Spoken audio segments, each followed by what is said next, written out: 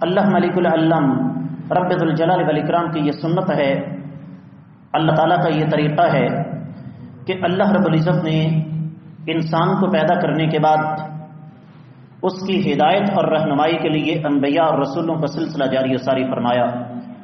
امام الانبیاء سید الانبیاء امام کائنات سید کائنات سرور کونین فخر موجودات والی بطحاء صاحب کوثر شافع محشر خاتم الانبیاء محمد الرسول اللہ صلی اللہ علیہ وسلم اللہ رب العزت کے آخری نبی اور رسول، اور اللہ رب العزت نے اس عظیم ہستی کو ان گنت بے شمار کمالات سے نوازا، اور ان میں سے ایک کمال یہ بھی کہ کائنات کے ذرے ذرے کے لیے آقا علیہ الصلوۃ والسلام رحمت بن کر تشریف لائے۔ ہمارا آج کا موضوع نبی رحمت صلی اللہ علیہ وآلہ وسلم نباتات اور جمادات کے لیے بھی رحمت للعالمین بن کر تشریف لائے، اور اس کے لیے سب سے پہلے ویسے تو ہمارا آج کا جمعہ سارے کا سارا احادیث مبارکہ پر ہی مشتمل ہوگا، لیکن آغاز میں ایک ایسی حدیث سے کرنا چاہوں گا جو اللہ کی توفیق سے ایمان والوں کے سینوں میں ٹھنڈک ڈال دے گی۔ اللہ کے رسول صلی اللہ علیہ وسلم نے ارشاد فرمایا، اگر کوئی مسلمان کوئی فصل بوتا ہے یا کوئی پودا لگاتا ہے، کوئی درخت لگاتا ہے، اور اس درخت سے، اس پودے سے یا اس کی فصل سے انسان، جانور یا پرندے کھاتے ہیں، تو فرمایا رب کائنات ایک ایک دانے کے عوض اس کو اجر اور ثواب عطا فرماتے ہیں۔ میں ذاتی طور پر کچھ ایسے واقعات کا عینی شاہد ہوں کہ ایک معمولی سی چیز کی وجہ سے کسی نے چلتے چلتے گنا توڑ لیا، اور اس بات کو اس قدر اچھالا گیا کہ بات قتل و غارت تک پہنچ گئی، بیسیوں لوگ نسل در نسل قتل ہو گئے۔ وجہ کیا ہے؟ اس نے جناب میرے کھیت سے گنا کیوں توڑا تھا؟ وجہ کیا ہے؟ سبب کیا ہے کہ آج کا مسلمان نبی کریم صلی اللہ علیہ وسلم سے صرف زبانی کلامی محبت کرتا ہے، عملی طور پر محبت نہیں کرتا۔ اگر ہمیں آقا علیہ الصلوۃ والسلام کے ساتھ عملی طور پر محبت ہوتی تو کبھی ایسا نہ ہوتا۔ ایک گنا توڑنے سے نہ صرف یہ کہ بگڑتا کچھ نہیں، بلکہ اللہ تعالیٰ کے ہاں سے اجر و ثواب کے خزانے ملتے۔ اب اس حدیث کو مد نظر رکھتے ہوئے ہمیں آج ابھی اور اسی وقت اپنے آپ کے ساتھ ایک عزم کرنا ہے کہ اول تو ہر سال شجر کاری کی مہم چلتی ہے، اور یاد رکھیے درخت یہ اللہ رب العزت کا کتنا بڑا تحفہ ہے، یہ ان لوگوں سے پوچھئے جو اس نعمت سے محروم ہیں۔ کم از کم ایک سال کے بعد اگر ہم ایک درخت لگائیں، اور وہ بھی پھلدار، کوئی بھی ہو سکتا ہے، اور اس کے لیے کوئی مشکل کام نہیں ہے۔ جامن کا سیزن آتا ہے، بڑے شوق سے ہم موسمی پھل کھاتے ہیں۔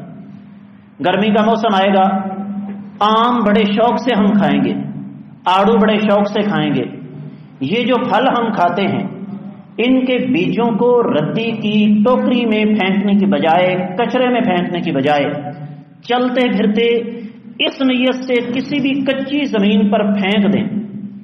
برسات کا موسم آتا ہے، ساون بھادو آتا ہے، تو اس موسم میں یہ خود بخود اگاتے ہیں۔ اب آپ نے راستے میں چلتے چلتے وہ گٹھلی کہاں پھینکی، وہ بیج کہاں پھینکا، وہاں سے کہاں کہاں درخت اگے، ان درختوں سے کو کس کس جانور نے اور انسان نے پھل کھایا، یہ میں اور آپ نہیں جانتے، لیکن اللہ کے ہاں اجر و ثواب جو ہے وہ لکھا جا رہا ہے۔ نبی کریم صلی اللہ علیہ وسلم درختوں کے لیے بھی رحمت للعالمین بن کر تشریف لائے۔ آئیے بات کو ذرا آگے بڑھاتے ہیں۔ صحیح بخاری میں ایک حدیث آتی ہے، مسجد نبوی میں جب آقا علیہ الصلوۃ والسلام مدینہ میں نئے نئے تشریف لے کر گئے تو مسجد نبوی میں اس وقت ممبر کا بندوبست شروع میں نہیں تھا، اور یہ کوئی عجیب و غریب بات نہیں۔ جب کوئی بھی مسجد نئی بنتی ہے، ہر مسجد کے جو ذمہ داران ہوتے ہیں وہ لاکھ پتی یا کروڑ پتی نہیں ہوتے، بس اوقات شروع میں کرسی رکھ کر کام چلانا پڑتا ہے، ممبر بعد میں آتا ہے۔ تو صحابہ اکرام نے کیا کیا کہ مسجد نبوی کی تعمیر کے دوران ایک تنا تھا کھجور کا، تو اس کو صحابہ اکرام نے رہنے دیا۔ کس لیے؟ کہ اللہ کے رسول صلی اللہ علیہ وآلہ وسلم اس تنے کے ساتھ ٹیک لگا کے جمعے کا خطبہ دے لیا کریں گے۔ کچھ عرصے کے بعد مسجد نبوی کے اندر ممبر رکھ دیا گیا۔ اب وہ جو کھجور کا تنا تھا، جب آقا علیہ الصلوۃ والسلام نے ممبر پر چڑھ کر خطبہ دیا تو صحیح بخاری کے الفاظ ہیں کہ کھجور کا وہ تنا رونے اور چیخنے لگا، اور اس انداز سے اس کے اندر سے آواز آ رہی تھی جس طرح چھوٹا بچہ رو رہا ہوتا ہے۔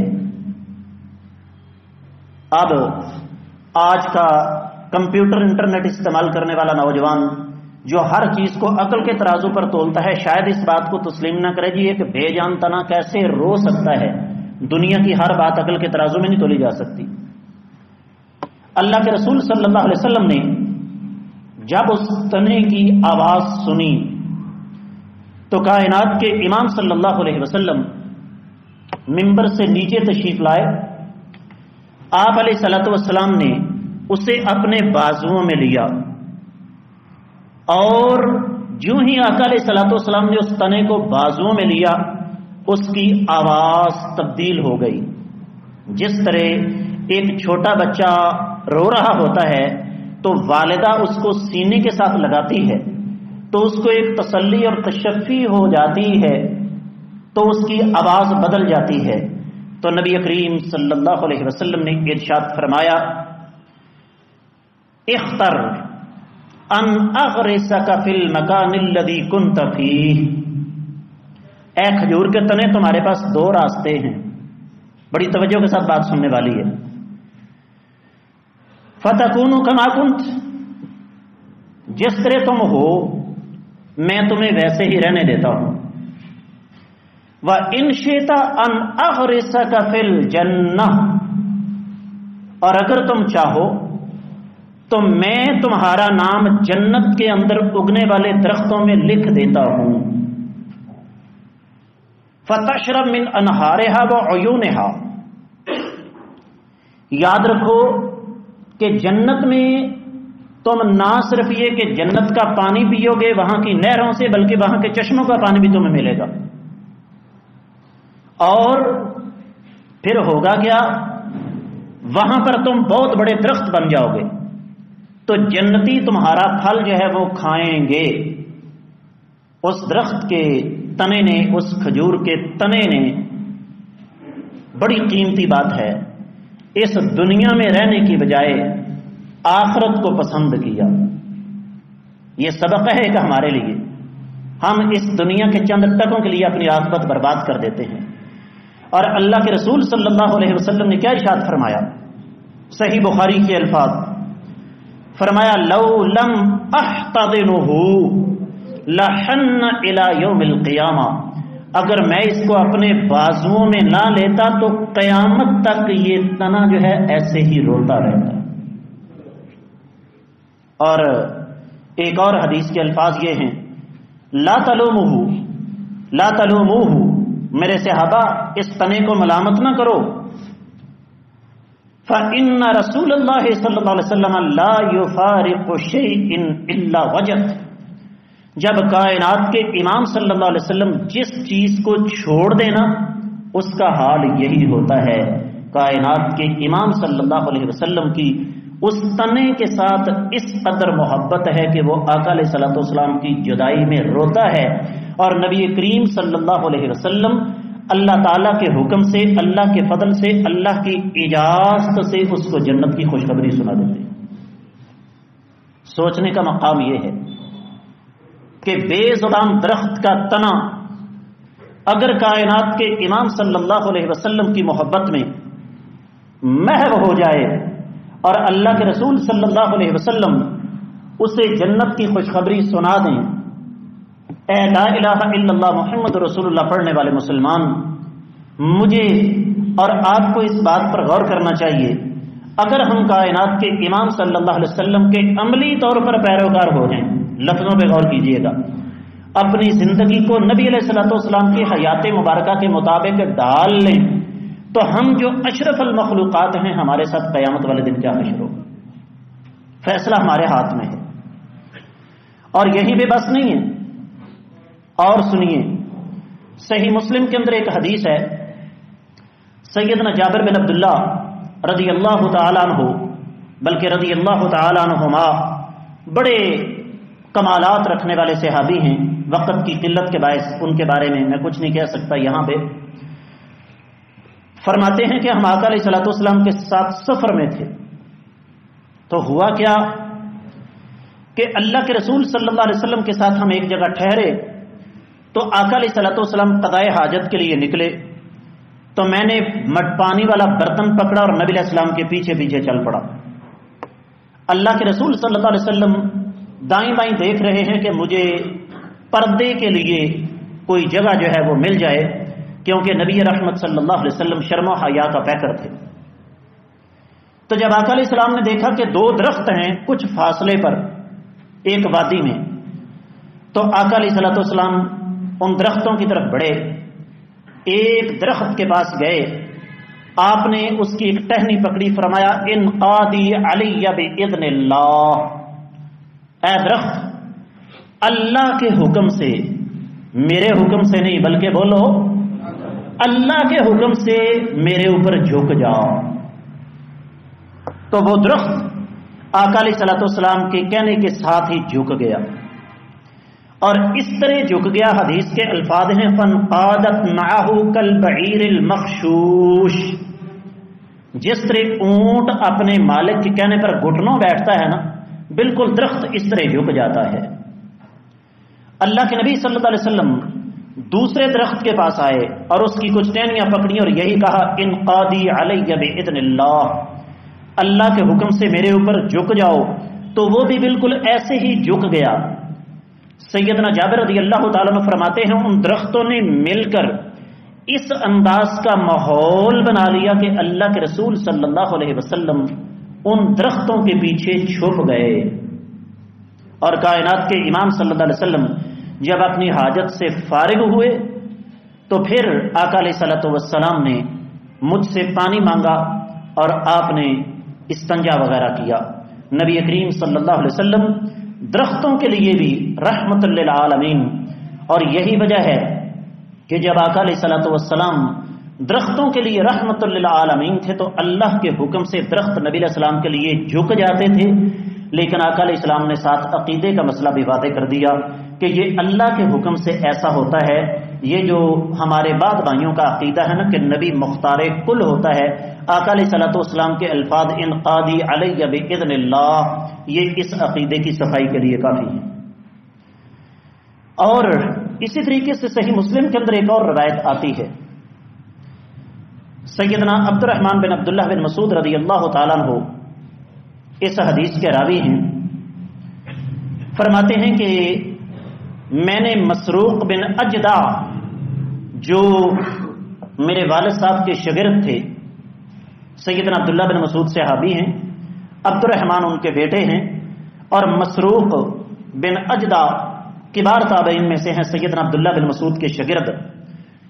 صحیح مسلم میں حدیث ہے، فرماتے ہیں کہ میں نے مسروق سے یہ سوال کیا کہ جس رات اللہ کے رسول صلی اللہ علیہ وسلم کے پاس جنات آ کر قرآن پڑھ رہے تھے،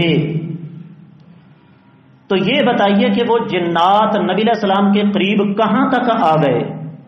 کہنے لگے اللہ کے رسول صلی اللہ علیہ وسلم کے پاس ایک درخت تھا، جنات اس درخت کے پاس آ کر ٹھہر گئے، کیونکہ ان کو اس بات کا علم تھا کہ یہ درخت آقا علیہ الصلوۃ والسلام کے ساتھ محبت کرتا ہے۔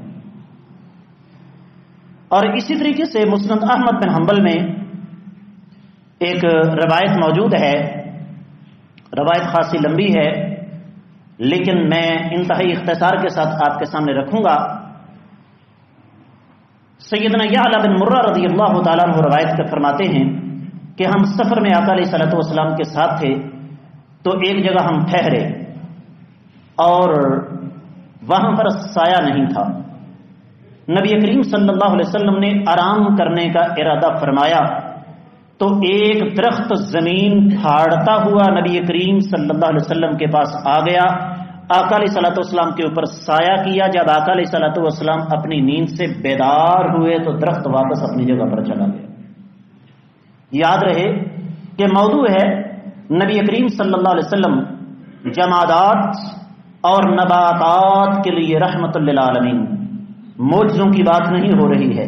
ویسے یہ جتنی باتیں ہیں یہ ساری کی ساری انسان کی عقل سے ماورا ہیں، اور معجزہ جو ہوتا ہے وہ بنیادی طور پر انسانی عقل سے ماورا ہی ہوتا ہے۔ آگے چلیے، جب بھی مدینہ طیبہ کا تذکرہ کیا جاتا ہے تو سب سے پہلے مسجد نبوی، اس کے بعد کائنات کے امام صلی اللہ علیہ وسلم کی قبر مبارک۔ نبی علیہ السلام نے اپنی قبر کو روضہ نہیں کہا، یہ بات اچھی طرح سے نشین کر لیجئے گا۔ نبی علیہ الصلوۃ والسلام کی قبر مبارک، اس کے ساتھ پھر بقیع کا قبرستان، پھر مدینہ میں موجود مسجد قباء، جہاں آقا علیہ السلام کے فرمان کے مطابق 2 رکعتیں ادا کی جائیں تو اللہ تعالیٰ عمرے کا اجر و ثواب عطا فرماتے ہیں۔ پھر مدینہ میں ہی احد کا قبرستان، اور احد کا میدان دراصل جبل احد کی وجہ سے معروف ہے۔ اور یاد رکھیے یہ جو جبل احد ہے نا، احد پہاڑ، یہ پہاڑ نہیں ہے، یہ لمبا چوڑا پہاڑی سلسلہ ہے۔ اب یہ صحیح حدیث کے اندر موجود ہے، اللہ کے رسول صلی اللہ علیہ وسلم نے ارشاد فرمایا، صحیح بخاری میں حدیث مبارکہ ہے، اللہ کے رسول صلی اللہ علیہ وسلم احد پہاڑ کے اوپر جا کر کھڑے ہوئے، اور ساتھ سیدنا ابوبکر، سیدنا عمر اور سیدنا عثمان غنی رضی اللہ تعالی عنہم اجمعین، یہ ساری کی ساری ہستیاں موجود ہیں۔ میں نے تھوڑی دیر پہلے آپ کی خدمت میں یہ بات رکھی ہے کہ احد ایک پہاڑ نہیں ہے، یہ ایک پہاڑی سلسلہ ہے، لیکن یہ 4 ہستیاں اس پہاڑ کے اوپر کھڑی ہوئیں، اس پہاڑ نے ہلنا شروع کر دیا۔ حدیث کے الفاظ، آقا علیہ الصلوۃ والسلام نے فرمایا، اسبد احد، اے احد پہاڑ اپنی جگہ پہ جم جا، کیوں ہل رہے ہو؟ فإنما علیک نبی وصدیق وشہیدان، کیا تمہیں اس بات کا علم نہیں کہ تیرے اوپر ایک نبی کھڑا ہے، ایک صدیق یعنی سچا شخص سیدنا ابوبکر رضی اللہ تعالیٰ عنہ وہ کھڑے ہیں، اور 2 شہید کھڑے ہیں، ایک عمر اور ایک عثمان رضی اللہ تعالیٰ عنہ۔ آقا علیہ الصلوۃ والسلام کا یہ حکم ہوا، احد پہاڑ نے اپنا ہلنا بند کر دیا، رک گیا۔ اور پھر اسی طریقے سے صحیح بخاری میں ہی حدیث موجود ہے، اللہ کے رسول صلی اللہ علیہ وسلم جب غزوہ تبوک سے واپس تشریف لائے، اور حدیث کے الفاظ یہ ہیں، اذا اشرفنا علی المدینہ، جب ہم مدینہ کے قریب پہنچے تو نبی کریم صلی اللہ علیہ وسلم نے دور سے احد پہاڑ کو دیکھا، مدینے کے جو آثار تھے نظر آنے لگے، فرمایا ہادہ طابہ، ہادہ طابہ، یہ پاک سرزمین ہے۔ اور یاد رکھو پاکستانیوں، آج تو جس بیچارے کو ناک صاف کرنا نہیں آتی وہ بھی پاکستان کو گالی دیتا ہے نا۔ آپ لوگوں کو اس بات کا علم ہی نہیں کہ پاکستان کا اگر عربی زبان میں ترجمہ کیا جائے تو پاکستان کا عربی ترجمہ پاک سرزمین، پاکیزہ سرزمین، مقدس سرزمین بنتی ہے۔ تو نبی علیہ الصلوۃ والسلام نے جب مدینہ کے اثرات کو دیکھا، آثار کو دیکھا، فرمایا ہادہ طابہ، یہ پاک سرزمین ہے۔ وہذا احد، اور یہ احد ہے جبل، ایسا پہاڑ ہے، یحبنا ونحبہ، یہ ہم سے محبت کرتا ہے اور ہم اس سے محبت کرتے ہیں۔ کیا مطلب ہے اس بات کا؟ بے جان جامد پہاڑ ہے، پتھر ہے نا، لیکن چونکہ کائنات کے امام صلی اللہ علیہ وآلہ وسلم رحمت للعالمین بن کر تشریف لائے، تو اس لیے اللہ تعالی نے اس پہاڑ کو اس قابل بنا دیا کہ وہ آقا علیہ الصلوۃ والسلام کے ساتھ محبت کرے۔ نبی کریم صلی اللہ علیہ وسلم جمادات کے لیے رحمت للعالمین بن کر تشریف لائے۔ آئیے بات کو اختتام کی طرف لے کر چلتے ہیں۔ روایات کی بہت لمبی چوڑی تعداد میرے سامنے موجود ہے، لیکن وقت کی قلت کو مد نظر رکھتے ہوئے میرے لیے اچھا خاصا مسئلہ بن جاتا ہے کہ کن احادیث کا انتخاب کروں، کون سی چھوڑوں، کون سی بیان کروں۔ سنن ابن ماجہ میں حدیث مبارکہ موجود ہے، سیدنا عبداللہ بن عمر رضی اللہ تعالیٰ عنہما راوی ہیں، فرماتے ہیں میں نے آقا علیہ الصلوۃ والسلام کو منبر پر یہ فرماتے ہوئے سنا۔ کیا فرماتے ہوئے سنا؟ فرمایا یاخذ الجبار السماوات وارضہ بیدہ، قیامت کا دن ہوگا، رب کائنات آسمانوں کو اور زمینوں کو اپنے ہاتھ میں پکڑیں گے۔ میرے اللہ کا ہاتھ پتہ نہیں کتنا بڑا، یہ ہمارا ذہن تو نہیں نہ سوچ سکتا، اور نہ ہمیں سوچنے کی اجازت ہے۔ ثم یقول، پھر اللہ تعالیٰ فرمائیں گے انا الجبار، میں جبار ہوں۔ این الجبارون، دنیاوی طور پر اپنے آپ کو جبار کہنے والے کہاں ہیں؟ این المتکبرون، تکبر کرنے والے کہاں ہیں؟ جن کو اللہ کی زمین پر چلتے ہوئے اپنے حسن پر، اپنی جوانی پر، اپنی دولت پر، اپنی شہرت پر، اپنی جائیدادوں پر ناز تھا، وہ کہاں ہیں؟ اور پھر حدیث کے الفاظ یہ ہیں کہ کائنات کے امام صلی اللہ علیہ وسلم اس بات کو دہراتے رہے۔ سیدنا عبداللہ بن عمر رضی اللہ تعالیٰ عنہ فرماتے ہیں حتی نظرت الی المنبر یتحرک من اسفل شیء منہ، جب آقا علیہ الصلوۃ والسلام نے یہ بات کی تو نبی علیہ الصلوۃ والسلام کی بات کا اس منبر نے اتنا زیادہ اثر قبول کیا کہ وہ ہلنے لگا۔ حتی انی اقول اساقط هو برسول اللہ صلی اللہ علیہ وسلم، کہیں ایسا نہ ہو کہ یہ منبر اللہ کے رسول صلی اللہ علیہ وسلم کو گرا دے۔ میں نے جیسے عرض کیا، پتھروں کا نبی علیہ السلام کو سلام کرنا، کنکریوں کا نبی علیہ الصلوۃ والسلام کے ہاتھوں میں کلمہ پڑھنا، بے شمار واقعات ہیں جو ہمیں یہ بتانے کے لیے کافی ہیں کہ کائنات کے امام صلی اللہ علیہ وآلہ وسلم اس کائنات کے ایک ایک ذرے کے لیے رحمت للعالمین بن کر تشریف لائے۔ یہ موضوع ایک طویل عرصہ ہمارے ساتھ چلتا رہا، اور اس موضوع کو بیان کرنے کے دو بڑے مقاصد تھے۔ پہلا مقصد کائنات کے امام صلی اللہ علیہ وسلم کی محبت کو اپنے مسلمانوں کے دلوں میں بیدار کرنا، اور دوسرا نبی کریم صلی اللہ علیہ وسلم کی سیرت ہم سے صرف یہی تقاضا نہیں کرتی کہ آقا علیہ الصلوۃ والسلام کا نام سن کر جھوم جھوم جائیں اور نبی علیہ الصلوۃ والسلام کے نام سے مست ہو جائیں، بلکہ کائنات کے امام صلی اللہ علیہ وسلم کی زندگی کا ایک ایک لمحہ میرے لیے، آپ کے لیے رول ماڈل اور نمونہ ہے۔ ہمیں اس بات پر غور کرنے کی ضرورت ہے۔ اللہ تعالیٰ کی بارگاہ میں دعا ہے کہ رب کائنات ہمیں نبی کریم صلی اللہ علیہ وسلم کی عملی طور پر اتباع اور پیروی کرنے کی توفیق عطا فرمائے۔ اللہ تعالیٰ ہمیں قرآن و حدیث کو سمجھ کر عمل کرنے کی توفیق عطا فرمائے۔ اقول قولی ھذا وآخر دعوانا ان الحمد للہ رب العالمین۔